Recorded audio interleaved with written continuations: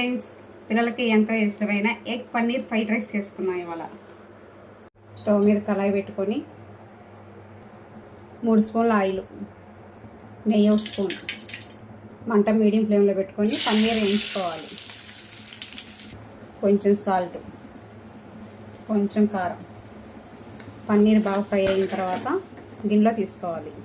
ఒక కోడిగుడ్డు పగలగొట్టుకొని ఇవి కూడా ఫ్రై చేసుకోవాలి.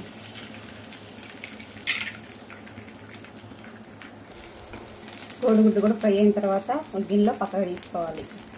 అదే కళాయిలో 1 స్పూన్ ఆయిల్, ఒక రెప్ప కరివేపాకు, జీడిపప్పు, టమాటా, ఉల్లిపాయ, పచ్చిమిరపకాయ, ఉప్పు రుచికి సరిపడినంత వేసుకోండి.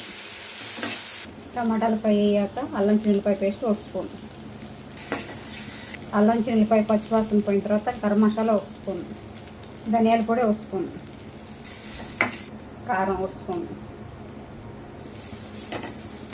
ముందుగా వేయించి పెట్టుకున్న పన్నీరు, కోడిగుడ్డు, 1 కప్పు రైస్ వేసుకున్నాం. రైస్ మొత్తం ఒకసారి బాగా కలుపుకోవాలి. చివరిగా సన్నగా తరిగిన కొత్తిమీర. పిల్లలకి ఎంతో ఇష్టమైన egg paneer fried rice ready అయింది. టేస్ట్ చేద్దాం.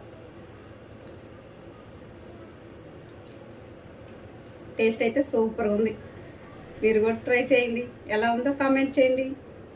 బాయ్.